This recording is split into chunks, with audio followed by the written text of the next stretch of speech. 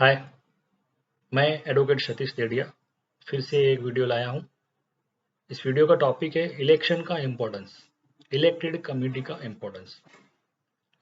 जैसे कि आप सबको पता है, हमारी लेआउट हरिओम अपार्टमेंट्स विंग ए से लेके B1, B2, B3, B4 इनमें कोई भी इलेक्टेड कमेटी कितने सालों से काम नहीं कर रही है। यहाँ पे इलेक्शन हुआ ही नहीं है। तो रीडेवलपमेंट जैसे इंपॉर्टेंट काम करने के लिए इलेक्टेड कमेटी का होना जरूरी है।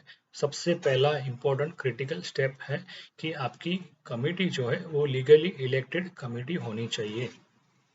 ऐसा क्यों है? ऐसा इसका कारण है कि हम एक लोकशाही देश, डेमोक्रेटिक कंट्री में रहते हैं। हमारे यहाँ लोकशाही चलती है, इसलिए इलेक्टेड जैसे कि मंत्रिमंडल रहता है, जैसे कि कंपनी में कंपनी बोर्ड रहता है, बोर्ड ऑफ डायरेक्टर्स रहते हैं, वैसे ही सोसाइटी में एक मैनेजिंग कमेटी रहती है जिसको मैनेजमेंट की सारी जिम्मेदारी कमेटी के ऊपर रहती है। आपने कभी सुना है कि इंडिया में 5 साल के बाद प्रधानमंत्री विदाउट इलेक्शन काम करते हैं? आपने ऐसा नहीं सुना होगा, क्योंकि यहाँ पे लोकशाही है।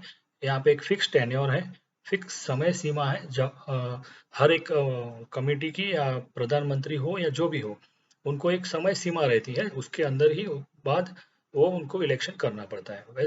वैसे एक कमेटी के लिए 5 साल का टेन्योर है, 5 साल की मुद्दत रहती है, उसके बाद खत्म होने के बाद उनको इलेक्शन करना पड़ता है।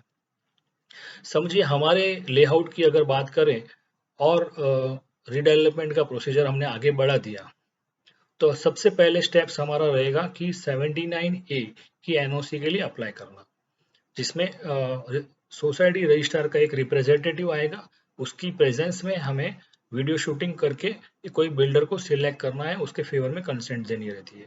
उसके बाद रजिस्ट्रार जो रहता है 79A की एनओसी इश्यू करता है, हाँ कि भाई मेरी प्रेजेंस में इन्होंने ये सारा काम किया है और प्रॉपरली काम किया है। तो वो स्टेप ही नहीं हो पाएगा। क्यों? क्योंकि जिस दिन आप 79A के लिए अप्लाई करेंगे, तो रजिस्ट्रार पहले पूछेगा क्या आपकी कमेटी इलेक्टेड कमेटी है? तो हमारा आंसर होगा नहीं, इलेक्शन तो यहाँ पे हुआ ही नहीं।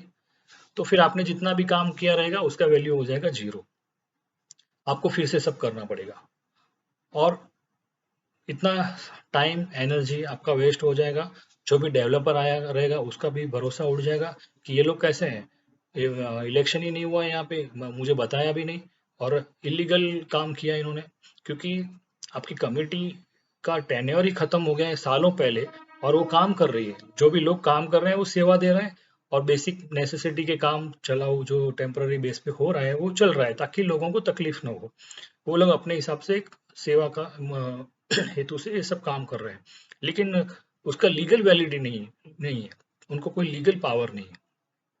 समझिए कि हमने रीडेवलपमेंट किया शुरू और 200 मेंबर्स की सोसाइटी है और 150 लोगों ने साइन कर दिया और रिजोल्यूशन पास कर दिया, तो क्या वो वैलिड रहेगा?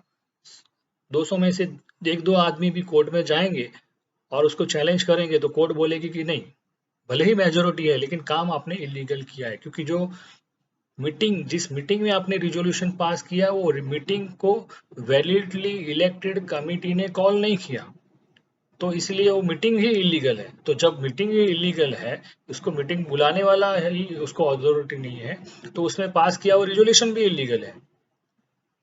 तो ये चीज ऐसी है, इसलिए इलेक्शन बहुत जरूरी है।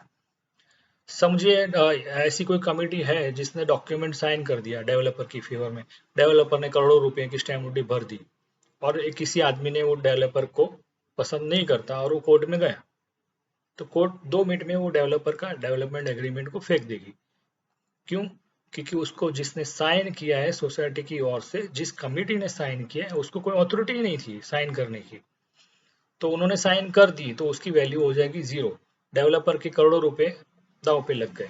तो कौन सा डेवलपर ऐसे प्रोजेक्ट में रिस्क लेगा? सबसे पहले वो पूछेगा कि क्या आपकी कमेटी वैलिड है, इलेक्टेड है? नहीं है, रुक जाइए भाई। तो ऐसे काम हम करें क्यों? जब हमें काम करना ही है तो तरीके से काम करें, प्रोसीजर से काम करें। और जिनको भी काम करने के लिए, जो भी सेवा करने के लिए है, उनको गलत करना नहीं है तो फिर इलेक्शन करने में डरना क्या? तो जो आपको गलत ही नहीं करना, तो फिर इलेक्शन से डरना जरूरत ही नहीं है। आपको इलेक्शन करनी बहुत जरूरी है, ताकि आपको एक जो भी काम करते हैं आपको एक लीगल अथॉरिटी रहेगी। चलिए रीडेवलपमेंट को हम साइड पे रख देते हैं। आप में से कई लोगों को ऐसा एक्सपीरियंस हुआ रहेगा कि लोन लेनी है तो लोन नहीं ले पाते, क्योंकि बहुत सारी बैंक्स मांगती हैं कि भाई आपकी रिजोल्यूशन लेके आओ, ये डॉक्यूमेंट लेके आओ, एनओसी लेके आओ, नहीं मिल पाते, क्योंकि यहाँ पे एक परफेक्ट कम्युनिटी यहाँ पे है ही नहीं। रिकॉर्ड्स नहीं मिल सकते हैं कुछ, अलग अलग आई है, जे रजिस्टर्स हैं, ऐसे बहुत सारे रजिस्टर्स हैं, ऑडिट रिपोर्ट्स हैं, तो प्रॉपरली है ही नहीं। किसी ऑडिटर ने भी ये क्वेश्चन उठाया क्यों नहीं, ये क्वेश्चन का बात है। मैं अभी रजिस्ट्रार के ऑफिस में गया था तो वो खुद हैरान हो गए कि क्या बात कर रहे हो, आपकी सोसाइटी का तो कोई रिकॉर्ड ही नहीं है हमारे पास। रजिस्ट्रार की ऑफिस में इस बिल्डिंग के बारे में कोई रिकॉर्ड ही नहीं है। तो ऐसे में जो लोग सेवा के हिसाब से भी काम कर रहे हैं वो भी एक रिस्क ले रहे हैं। अगर किसी ने उनके अगेंस्ट में कंप्लेन कर दी तो भले ही वो सेवा के लिए इतना सारा काम कर रहा है, लेकिन उनको रजिस्ट्रार जो है एक्शन ले सकता है उनके ऊपर, उनको बार डिबार कर सकता है, यानी कि अगले 5 साल तक उनको बैन कर सकता है कि आप इलेक्शन में पार्ट नहीं ले सकते हैं, ऐसा हो सकता है। तो जो काम करने आगे आ रहे हैं उनको भी ये जरूरी है कि वो लोग भी प्रॉपरली काम करें, ताकि ऐसा नहीं हो कि उसकी वजह से सारी सोसाइटी को भुगतना पड़े। तो अभी मैं बताऊंगा कि इलेक्शन की प्रोसीजर क्या है। इलेक्शन की प्रोसीजर ऐसी है कि सोसाइटी को मिलकर एक रिप्रेजेंटेटिव जो रहता है पैनल, इलेक्शन ऑफिसर्स की एक पैनल रजिस्ट्रार ने बनाई हुई है। उस पैनल में से किसी भी एक पर्सन को आपको अपॉइंट करना रहता है। वो पर्सन आके यहाँ पे प्रोविजनल इलेक्शन वोटर लिस्ट बनाएगा, यानी कि जितने मेंबर्स हैं उनका एक लिस्ट बनाएगा। उस लिस्ट को पब्लिश करेगा और उसमें 10 दिन के अंदर सबको ऑब्जेक्शन अगर कोई है चेंज करना है तो डॉक्यूमेंट के साथ जाके उसको बताना पड़ेगा कि भाई फला फला फ्लैट के तो ये नाम आना चाहिए, अभी ये नाम है तो नहीं चलेगा। तो उनको, अगर समझो किसी ने फ्लैट लिया है और ट्रांसफर नहीं किया है तो उसका नाम वोटिंग लिस्ट में नहीं आएगा। भले इतने सालों से रह रहा है, भले वो मेंटेनेंस भर रहा है, लेकिन उसका नाम वोटिंग लिस्ट में नहीं आ सकता, वो इलेक्शन में खड़ा नहीं रह सकता। तो ऐसे बहुत सारे प्रॉब्लम्स क्रिएट हो सकते हैं।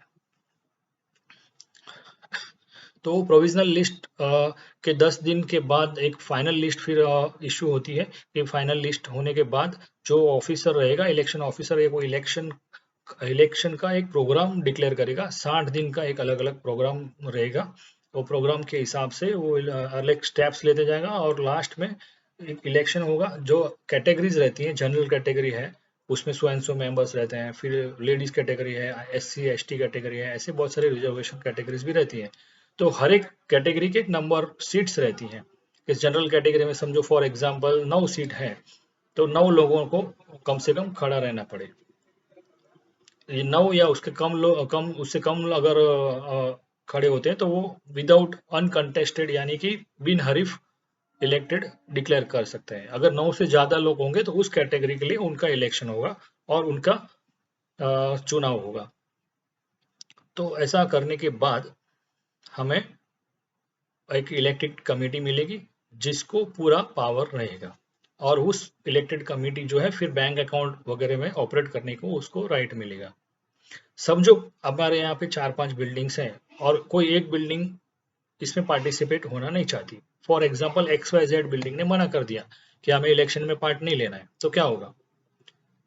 तो उनका उनको नोटिस जाएगा सबको कि भाई जैसा आपको पार्ट लेना है, उसके बाद भी अगर वो पार्टिसिपेट नहीं करते तो जो भी लोग इलेक्शन में जीत के आएंगे, जो कमेटी जीत के आएगी, उसको उस बिल्डिंग के बारे में भी लीगली कोई भी निर्णय लेने का पूरा अधिकार रहेगा।